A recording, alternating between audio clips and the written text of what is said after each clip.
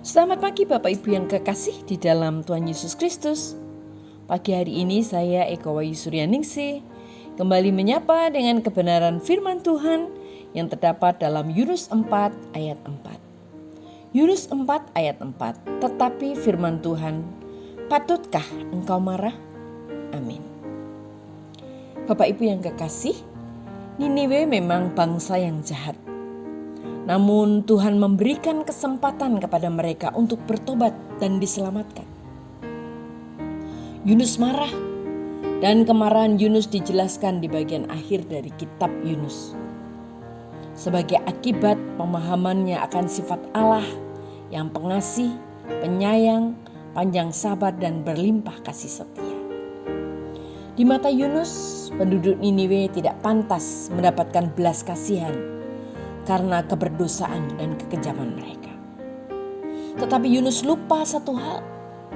Jika sesungguhnya keadaan bangsa Yunus juga tidak lebih baik dari penduduk Niniwe, sesungguhnya ia juga tidak pantas mendapatkan kemurahan Tuhan karena kebebalan hati dan keberdosaannya. Tetapi Tuhan tetap menaruh belas kasihan kepadanya. Bahkan ketika Yunus marah karena akhirnya penduduk Niniwe tidak mau bertobat, Tuhan dengan penuh kesabaran membimbingnya agar ia memahami betapa hebatnya kasih Tuhan. Bapak Ibu yang kekasih di dalam Tuhan, kita seringkali marah melihat kejahatan seseorang. Kita merasa bahwa orang jahat tidak pantas diampuni. Kita merasa diri jauh lebih benar, sehingga kita merasa berhak menentukan orang itu pantas diampuni atau tidak, pantas dikasihi atau tidak, dan banyak hal yang lain. Namun apakah kita mengingat jika kita diampuni Tuhan bukan karena kita lebih baik dari orang lain?